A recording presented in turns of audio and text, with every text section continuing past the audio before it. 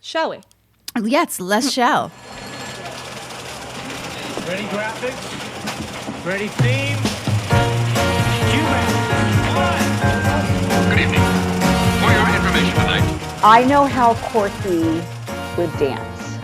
They either thought I was nuts or they were looking forward to seeing it. I said, yes, I had to tell you this. I just know how she would dance. And they said, so you want to dance for us? Well, if you want me to, I think so. I had this thing. I thought she danced like Betty and Veronica. And just as a reminder, we did record this in February before the pandemic. And when you're done listening, remember, we would love to hear from you on our social media. We are on Facebook, Twitter, and Instagram at Murphy Brown Pod. So I know that you had been on a short-lived show called The Popcorn Kid that got a lot of attention. And obviously you also did some guest star appearances on 30-something. We've talked a little bit about your audition experience from what we've heard, but I'd love to hear how Murphy Brown came into your life. I was working on 30-something at the time. I had been playing Janine, Michael and Elliot's secretary, and that is Ken Olin and Timothy Busfield. And I was strictly brought on. I remember I auditioned for them and I was going to be a kind of a guest star, like maybe 1 or 2 episodes possibly, or, they decided to make me recurring only because when I was in their office by happenstance for the audition, they just said, we're going to throw you a line. And this is what I want you to say. We're going to ask you for coffee. And they said, Janine, coffee, please. And they said, you just say, no, thanks. They said, Janine, coffee, please. And I said, oh, no, thanks. And they laughed. And nobody had ever laughed at me. In fact, Meg Lieberman had said when I auditioned for Facts of Life and many other things, she would bring me back. She said, you know what? I just think what it is that you just don't have comic timing. I just don't think you get the comedy timing thing. We've heard this a lot from certain women who have been known later on to be amazing at comedy. Were told early in their careers that they couldn't do comedy. It's so crazy. Yeah, well, I don't know that I really thought about comic timing. So I didn't disagree with her. And I was in a class at the time that I went in, and it was Lynette Katselis, and she's now Lynette McNeil, and she's teaching. She taught Jane Leaves we met in class, and a lot of really great people came through her, and a lot of comedians that actually wanted to learn to act came in through her class. So she was good with working with comedians, but with me, I said, oh my gosh, I know that I don't take myself seriously. So if I don't have comic timing, I'm going to learn how to have comic timing, because that's something I know. I make fun of myself all the time. So that's what I worked on. And I didn't care about doing comedy until she told me I couldn't do comedy. Then it's that thing when people say, no, you have to go, oh, I wish you hadn't said that. My acting teacher in high school, the same thing. When my sister cut Effective Gamma Rays on Man in the Moon Marigolds, I think she didn't mean it. My sister had cut the piece for me, and she had recut it. She was very religious, and she didn't like that she said rabbit crap, and she changed it to rabbit droppings. And my sister said, okay, you simply cannot say rabbit droppings. I'm not going to let you do that. The playwright wrote that. You're going to say it. Blah, blah, blah. So all year I competed with it. I kept placing, and my teacher, she was like all proud. She thought I cut, blah, blah, blah. It was my idea. I cut that piece. Well, my sister had actually cut it for me. And she came into my finals round, and I said, oops. She was sitting there for my finals round at the state champions at Louisiana National Forensics League. It was a big deal. And I think I was a freshman at the time. And she had told me, she said to me, actually, she came to visit me after my room. She got up and she walked out. She said, you will never be a success, or something like that. I was devastated. Ugh. My daddy came in with my Coke. He went to get his Cokes. He went with us as chaperones and stuff. And he brought me a Coke from the little, he was a lot like Corky's dad. in that episode. He was just the sweetest man. And I told him all about it. He said, darling, don't you worry about her. She just must be very sad and lonely. And I said, all right. I mean, true. But so when she told me I wouldn't be a success, and I was like, I really didn't care about acting that much. But then I decided I had to really act. Mm-hmm. I knew I could do it because it wasn't all that hard. But anyway, so going back to the thing with Meg Lieberman, later on, Gary Marshall, he said, I want you to come and I want you to present an award.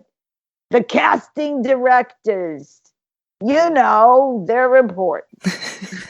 I want to see if you'll come. We're honoring Meg Lieberman. And I said,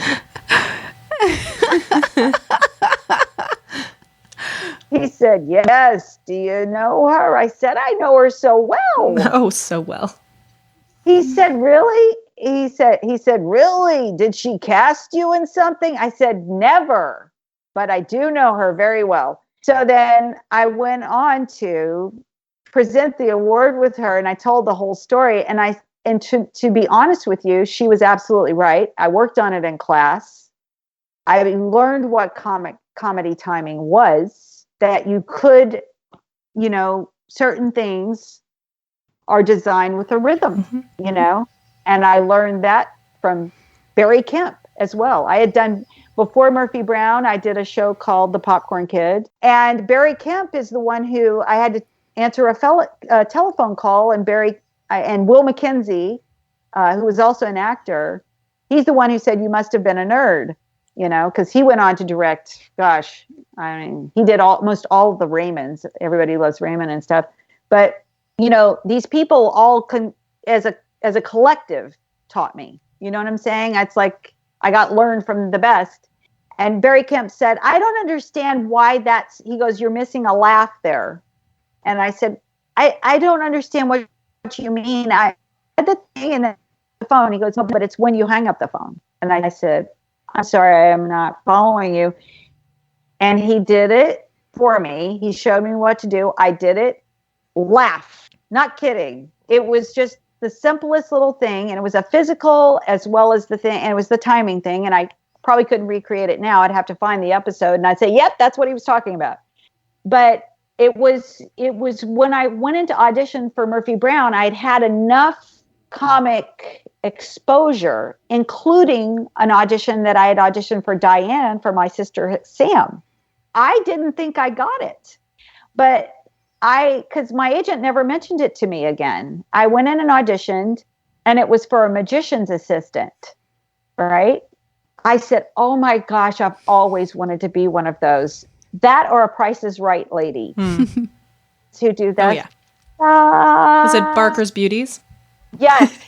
When I went in, I was like, all I had to do, very, very little I had to do except that, ta-da. And I remember holding it for a very, very long time. Ta-da. When I was younger, I probably held it a lot longer. I have a tendency to do that, but I got it. Diane told me later, I never understood when I went into audition for her. She said, I never understood why you passed on that magician's assistant part. I would have loved you to do that. I immediately called my agent. I said, you passed on the magician's assistant? I wanted to do that part. I didn't even know. I thought I didn't get the part. I couldn't believe it. He said, no, it's not that I passed on it. It's that you really had something else that you were doing, and I didn't think you could. I said, you could have at least told me I got the part. So I just remembered the audition was a day when I had 3 auditions, and it's not that I didn't want to do 30 something again, because I did want to do 30 something again. It's just that I felt like I'd played that note and I wanted to go further, and it was 30 something and I was barely 23, and I knew that unless they did something dirty with my character and one of the older people, I was just going to, which they didn't do in that day. They do it now. But I said my purpose had been served there. And so I was open, and my agents wanted me to, instead of because they were offering me a contract. And so instead of doing that and taking the easy route, they pushed me into being more. And it was Murphy Brown, Wonder Years, and I can't remember, it was something else. Wonder Years was to play the sister, and Murphy Brown, and everybody was talking about it, but the Murphy Brown is the one that has the most buzz, and we really want you to do Murphy Brown. And I said, that's with Candace Bergen, right? And they said, yeah. I said, she's the most beautiful woman in the world. Mm-hmm. And I said, she's very, very smart. She may hate me. I was just like, she may very well hate me, but she won't show that she hates me. She'll just be sort of disappointed in me. It will be one of those things where I'm sure she won't overtly hate me. She'll just think, such a waste. Oh. I had this idea that she was going to look, and so I said, well, I'm just going to go in as if right now I'm just going to go in. And so that's when Diane told me about, and that kind of gave me a boost of confidence. And I was reading for the writers and producers and everything. And I read it and they laughed. But then I thought, I walked out. And they tell you to never do this. Lauren, I walked out and I thought, I just got to go back in for a second. I opened the door and went back in. And Diane's words were, don't come back in. That she looked back, she was like, oh no, don't come back in. Because, sometimes they blow it when they do it. And I said, I just thought of something. I know how Corky would dance. And they said, they either thought I was nuts or they were looking forward to seeing it. I said, yes, I had to tell you this. I just know how she would dance. And they said, so you want to dance for us? Well, if you want me to. I just said, I think so. And I had this thing. I thought she danced like Betty and Veronica. And I just did the whole Corky. I just did it. And then I just became Corky. And sitting, of course, and she would always, she learned how to sit in finishing school and how to get out and everything. And I did this whole thing. It was a whole physical thing that really was not what they were asking for. And then I said, okay, I'm done. Bye, y'all. And I just left. And I think she said it was great because I don't know why she said it was great, but I guess it helped. But it could have really killed it for me. But that was my audition for Murphy Brown. And then I went on to audition. Then you passed over. See, back in the day, we would have to audition 7, 8, 9 times, for things. I think Matt didn't. He just put himself on tape, but we had to be paired up. Mm-hmm. So I had to go in and read with Candace. That was a day. I got to tell you, it was a monsoon in Burbank. I'm used to rain in Louisiana, but that was a day like no other day. I had gone out and put on my credit card that had a $500 limit on to the department store. I don't think it was Macy's. It might have been Bloomingdale's. Can't remember. And I got a silk suit, blue silk suit. Tahari, I believe it was, or Ellen Tracy could have been. And I got a pair of shoes, a Nina pump, and I had my pantyhose and everything on. And I got out of my car and I started across Olive. And I'm not kidding you. It was like a river runs through it. That rain, it built up out of nowhere. And I had an umbrella, but it blew. My silk suit, you know what silk does with rain? It was drenched. It had spots all over it. As it dried, it started to crinkle and draw. Yep. And my shoes were filled with water. So they made a sound. They went, and I did. My hair was perfect. It was the 80s, and I had a lot of hair, and I had naturally curly hair, and I had it curly and stuff. The hair was like a drowned rat, and I thought, what the hell am I going to do? Well, I had a bow, like one of those barrette bows that they had that were barrettes. And I just took it all back and I put it in a base ponytail back here. And I tried to let the ringlets happen. And I said, okay, all those nightmares I had about Candace Bergen hating me, she's definitely going to say, what has the cat drug up today? Because I was looking especially Swamp Girl that day. And I came in and I just thought, this was the first thing that came out of my mouth when I saw Candace, and it was God's honest truth. I said, you are so beautiful. So beautiful. I'm just so beautiful. I got like misty-eyed, because she had been doing those commercials for perfume, and I was looking at that woman who had just it was C, right? Didn't she have a commercial perfume called C? I don't remember the name of it. I just remember because she parodied it on SNL. Oh, sorry. No, I remember the commercials. I cannot remember the name. Yeah, I just remember she parodied it on SNL, and so I've seen the parody of it, but not the actual perfume. See, I had never seen her on Saturday Night Live. I had seen her. She was a model and a beautiful perfume lady. Because you remember I worked in Woman, beautiful, gorgeous. I worked in a department store. Did I not tell you? I also pushed perfume in Macy's for a part-time job. So it was like a big deal for me. And then she had dark glasses on, these chunky dark. She just was effortlessly beautiful. And she had missed the rainstorm. She had gotten into the offices before I did. So it was one of those things where I was hoping, and I read with her and everything, and she laughed, and she thought it was she actually laughed when I was telling her how beautiful she was, because I think she probably just thought it was honest, and because it was, but anyway, that was my Murphy Brown experience. I went on to audition at CBS and, everything, but I think after that first round, I was pretty much their first choice, and I think that's what Diane had told me. And then it was just a matter of getting, doing it many times so they could see that you weren't just a one-note wonder. Because, sometimes people will audition once and they were good, and the second time not quite as good. Go back to where you were at the beginning, and they never get it back.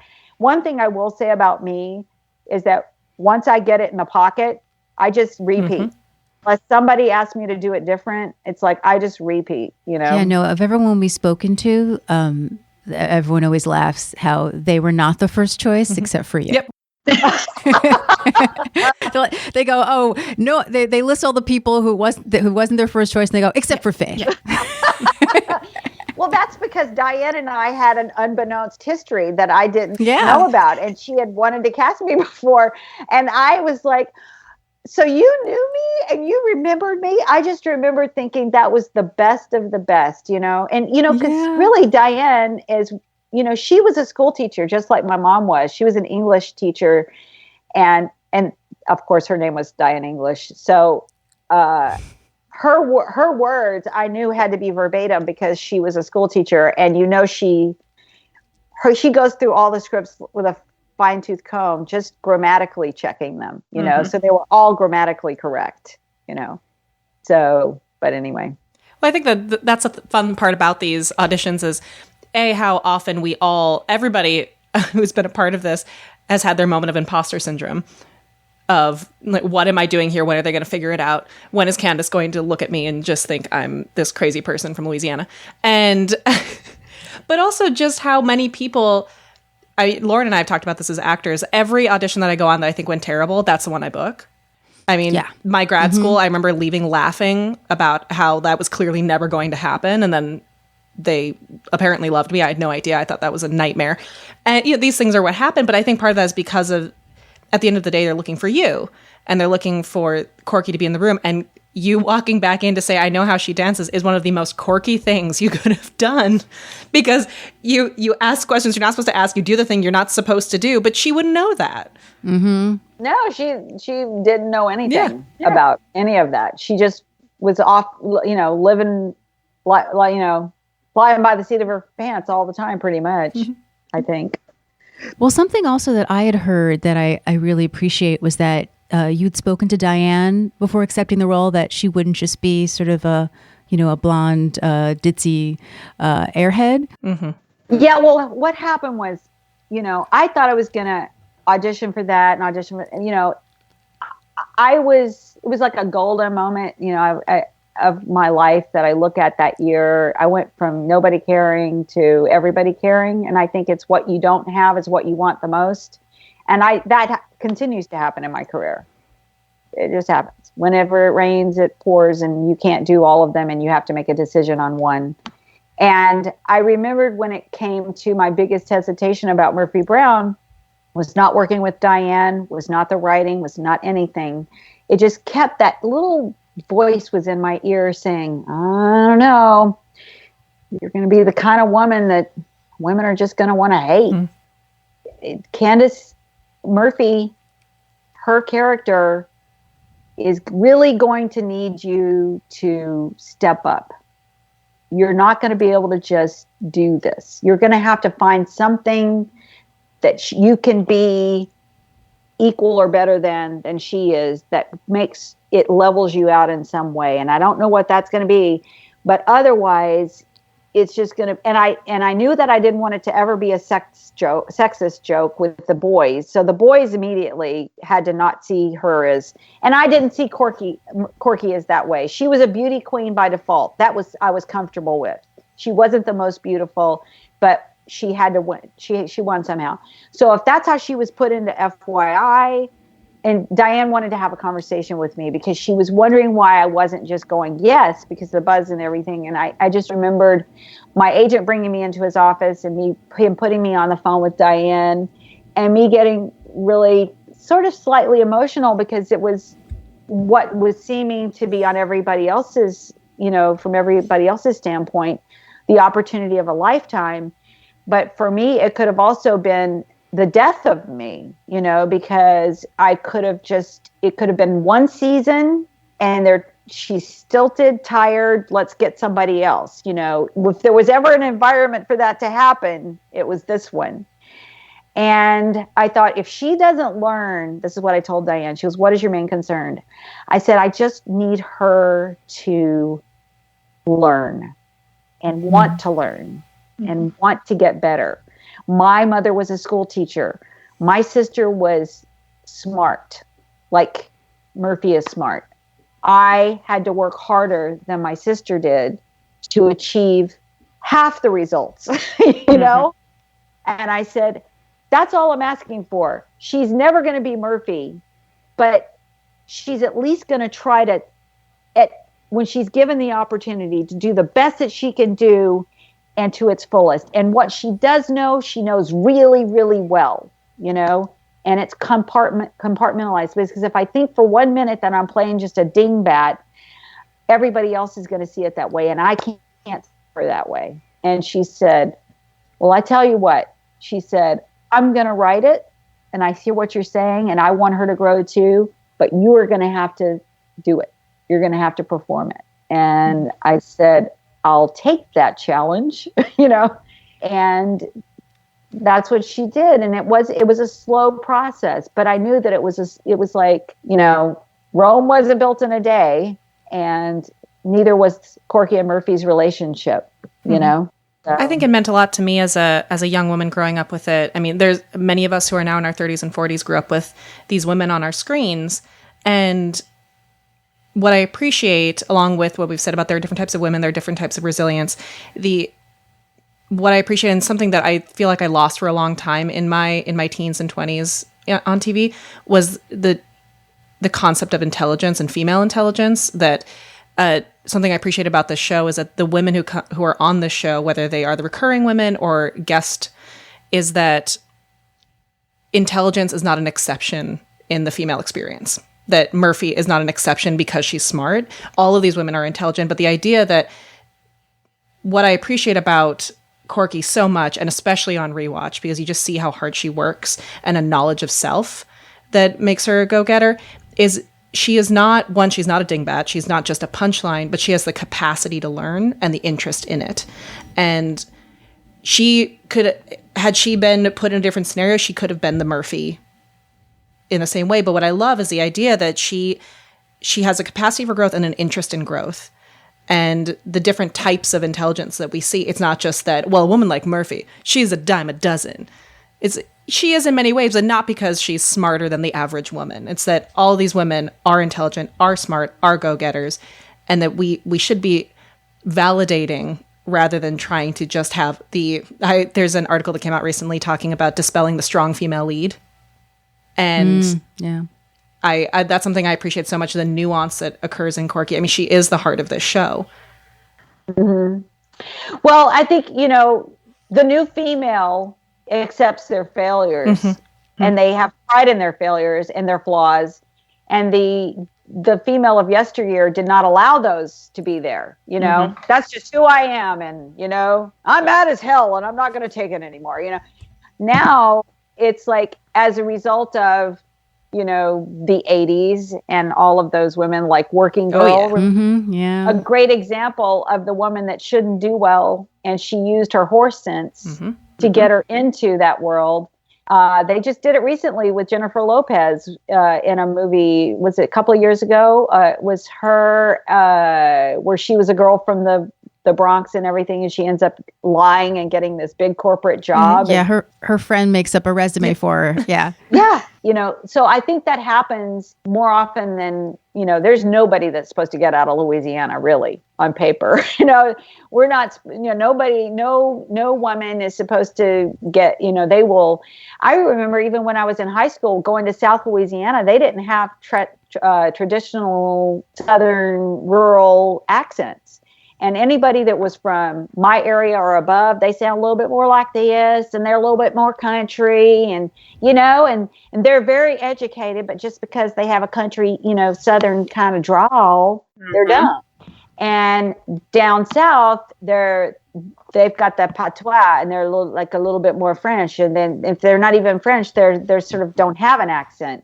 And so that was something that I was introduced on in high school, so that when I went to New York, one of the other things I had to do was get rid of my Southern accent.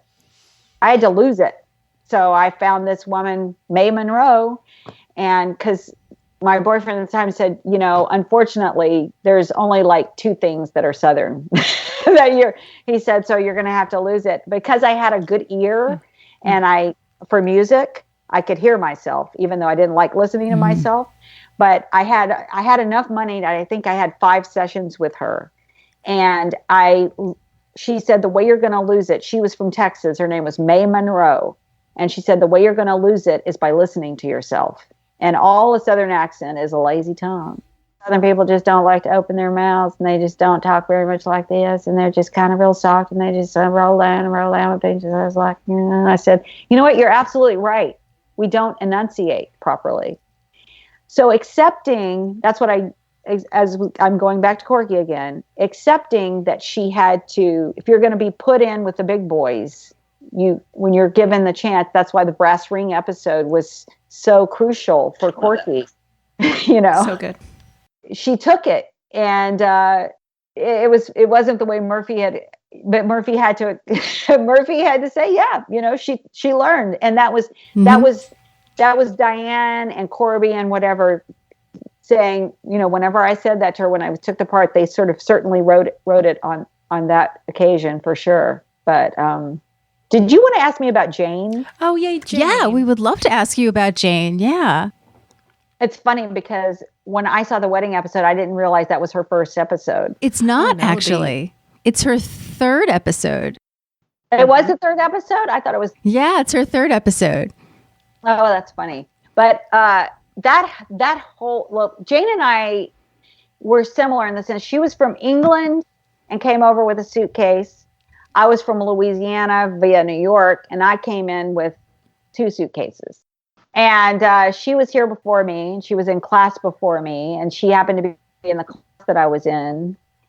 And she was a dancer, and she was from England, and she's very dark hair, and she's very punk, very, very, very, very, very punk, like crazy.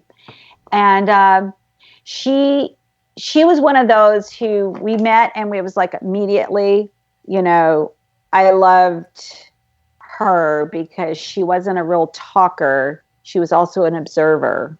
She was very shy, but when she got on stage, boom, very different from me. You haven't even seen, I would say, 25% of what Jane can actually do. Happens a lot.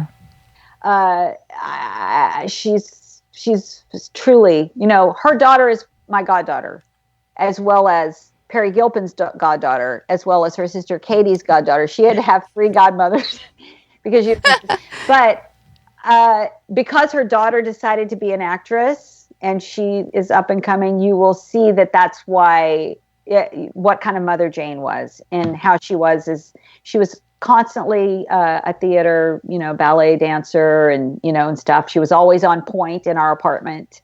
We had the least amount of money, so we shared a room together. And Pat Carroll, do you know Pat Carroll? Mm-hmm. Mm-hmm. Her daughter was also in our class, and she had her own bedroom, and we all lived together. And I did most of the cooking, although Jane did do a nice English roast. And so we had a really nice time living together from, I would say, 86 and a half, somewhere around there, on through and I was on Murphy Brown and everything. And she did Throb. She was the first one to get a series, like a real series that was on the air. And it was Throb with Diana Canova. Mm-hmm. I remember Throb. I watched it when I was very small. Yeah. And Jane actually was pretty, like, she was funny. She never really worried very much about dating and men, but then she would bring home, but they would come to pick her up at the apartment, and like, I would answer the door when it was like Glenn Fry picked her up. I was like, you mean like Glenn Fry? Like Glenn Fry? You mean like Glenn Fry from, yes. I told you Diana Canova was friends with him and they met, dated him. She dated like, Paul Stanley from Kiss. I mean, it was just like all over but she never wanted to go out. Craig Bierko, she went out with him for a little while, and he ended up being on Murphy Brown, right? Yeah. He was very great. But I remember, like, it was after Throb, and then I got Murphy Brown, and Jane kind of fell, she just kind of wasn't kind of hit. She was at a dark, like what would we call it? A little bit of a slump. Mm-hmm. And I just, I was like, I couldn't have that. I couldn't have that at all. And I remember we were just finished doing our press thing for Murphy Brown, our first big press photo shoot, and Grant was there. And I just kept looking at Grant, and then Grant didn't have a girlfriend. And I remembered guys that like Jane liked. And I was just like thinking, I wonder if Grant would like Jane or Jane would like Grant. But I'm not really going to match make them. So then I just sort of asked Grant if he would come over to the apartment after. And it was like, immediately, Jane thought he was hilarious and funny and cute and adorable. And they sort of started dating and stuff like that.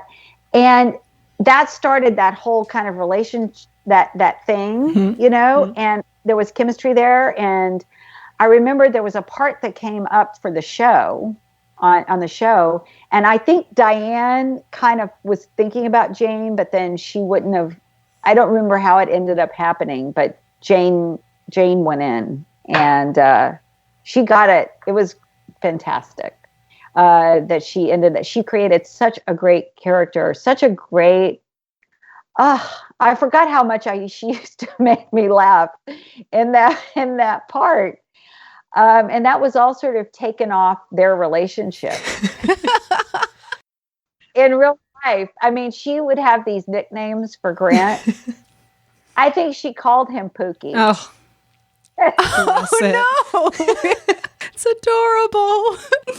But it was such an English thing. I was never Faith. I was Fatty. Fatty, Fat, You know what that came from? Like, I did this movie. Irwin Winkler produced a movie with, it was John Savage's brother, Jim Youngs was the lead. And it was called You Talking to Me. And it was a guy who was obsessed with Travis Bickle, the character in Taxi. And I was like the young ingenue. It was like my only ingenue part I ever played. Oh, it was so hard. I ended up I had no, remember I've talked to you about my body image, but I had no swimsuit body at all. And I remembered having to, do this scene and stuff like that. That was a whole other story. But I just remembered it was, I digress. I forgot what my thing to Jane was. But anyway, Jane, the video came out. That's what it was. And on the video, they listed my name for the movie, and it was Fatty Ford. Oh, no. Fatty Ford. They didn't spell my name right. Jane, we must have cried. We laughed crying. Fatty. Fatty Ford. And then I did something else, and the video came out, and my name on the video was Faith Fond. So from that point on, I was Fatty Fond.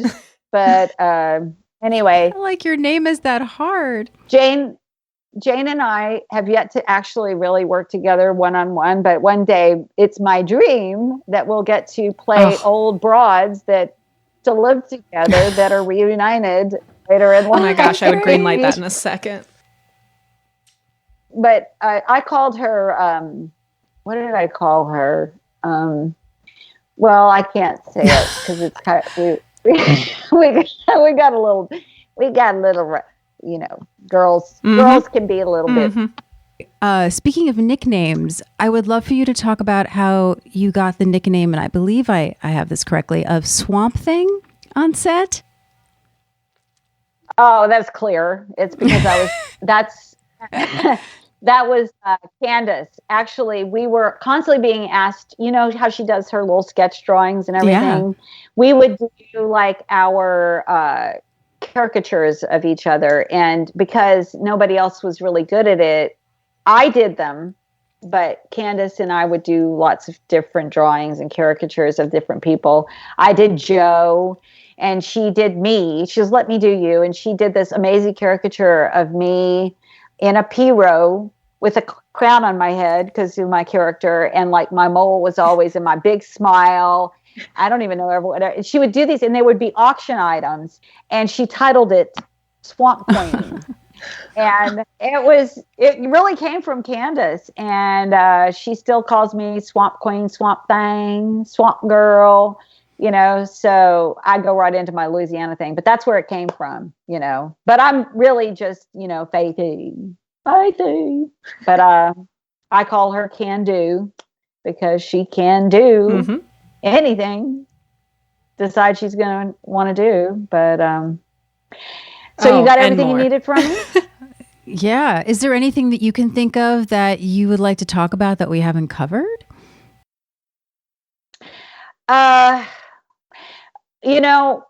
People have often asked me, they say, especially recently, it's too bad the show didn't keep going and we love the show and everything. And then Diane says we did the perfect 13. And I'm sort of somewhere in between because I say we had a lot more to say, but I support Diane 100% for the reason she did what she did and the way she did it.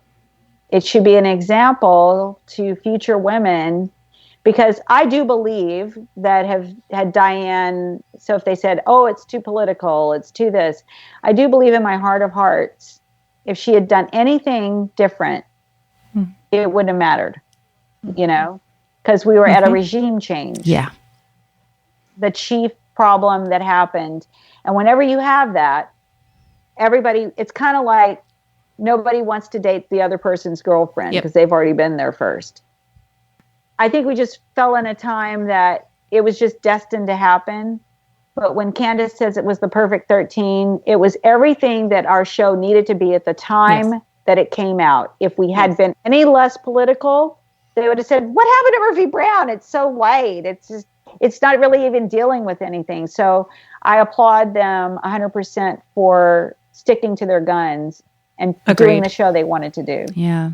No, yeah. And particularly, the shows were shorter than they had originally been when you guys did the original series. And, I think there were a lot of challenges because of that. And I love what came through, that it could have tripped you guys up. And I don't think it did.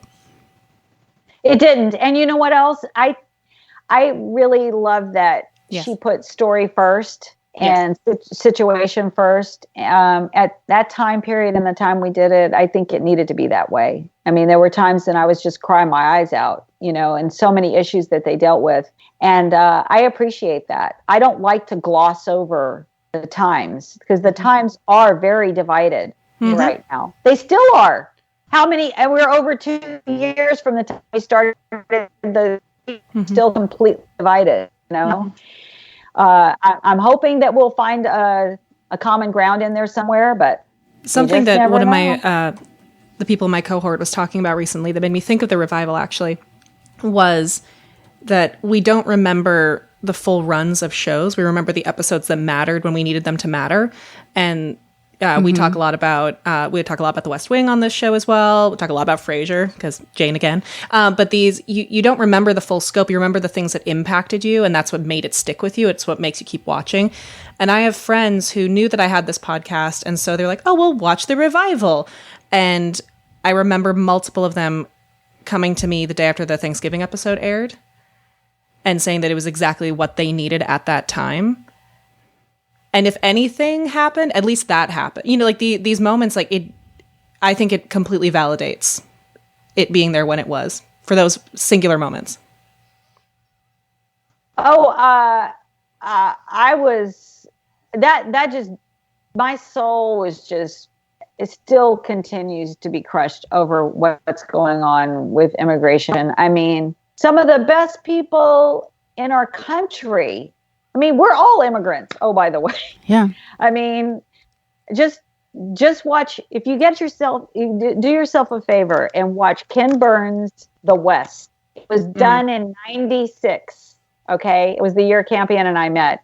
And we're all, I mean, the Native Americans, I mean, seriously, it does not belong to this land.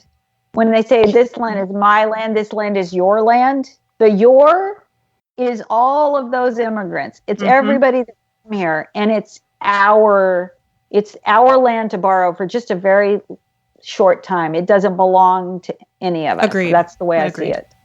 Well, I have one last question for you. That's something that's been on my mind as we talk about looking back at and having this revival experience.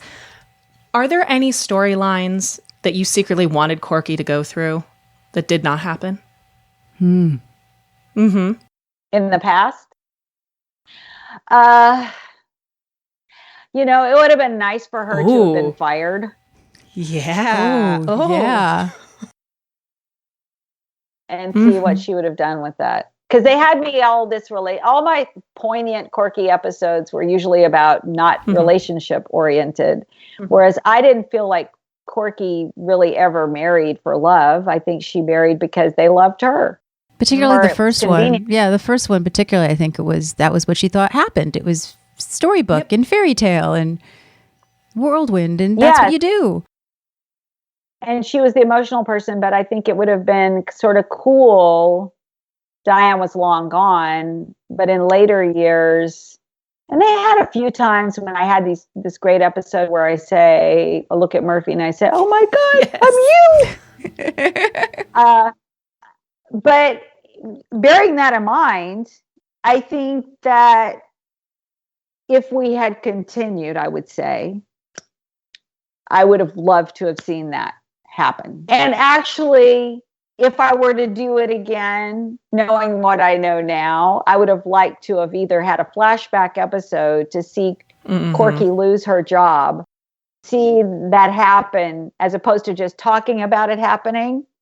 I was just so happy to be back with them. I would have never said anything. But how great would it have been to have actually seen that play out, and have her show up to this thing, how it just had happened. So we get to see it and it just happened. Of course, it's not about Corky, but there's something about that woman that keeps failing up some way. That's human. Or something that it's happening to my sister a lot lately, that people are saying, "We're not worried about you. You'll always land on your feet." And I had an agent one time who said, he said, "Faith, don't worry about you. You're always going to work." Oh, that's good so to nice hear. to hear. I don't always feel it in the moment when nothing's happening, but that's good to hear. I never think that. I always think, no, the hustle is real. You have to really, I would like to think that work begets work, but it's not really about that. Life is, it just keeps reinventing itself. Our business keeps reinventing itself in a good way. And it keeps the challenge, for us. We should never get lazy and rest back on our laurels and think past work is going to elevate us onward. Because then you just get people walking through it. So I always like a challenge, and it would have been nice for Corky to have had that, right there on screen. Well, this has been amazing, Faith. We would love to have you on again. Maybe talk about another after we've gone through season 3 and 4, or we didn't get to talk about hope and faith at all. Oh, yes. That's my other love, my Kelly girl. Love her. She's really like a sister, to be honest. Completely different relationship. But we will. We'd love to have you on. Thank you for doing this. This has been great. Thank you so much. It was worth the wait. Yeah, it was definitely worth the wait. Thank you. I'm so glad you guys have supported the show. It just is so wonderful for young women and men. It's really great because there are a lot of really great men out there. I married one, and that really love women, and women mean a lot to them. And so good for you for fighting the fight out there. And Lauren, I'm going to keep you in all my thoughts, sending positive thoughts your way, your health stuff. Same here. Hey, look, we're just going to keep on keeping on. Yeah. That's what we do. That's all we got. Thank you so much. All right. Bye. Have a good rest of your Sunday. Bye. Bye, Jessie. Thank you for listening to our interview with Faith Ford. So we're going to take a bit of a break. We're still going to be recording the podcast, but due to what's going on right now, we're most likely not going to be posting a full season until later on in the year. Yes, we want to make sure that we're honoring the temperature of our nation right now and the world. I mean, there's a lot going on, and we want to make sure that we are not taking up space that is better served. What needs to be, as we said, amplified in the moment. But we are still working. We are still watching Murphy Brown. We will be back with you, but we want to make sure that we're doing it in the most ethical and considerate way possible. Jessie and I just want you to know that this podcast and the Murphy Brown community means a lot to us, and we really look forward to coming back and connecting with you guys again. We can't wait to see you then. Until then, please speak to us and keep in contact on social media. And until next time, stay safe and healthy. We love you. Bye. Bye.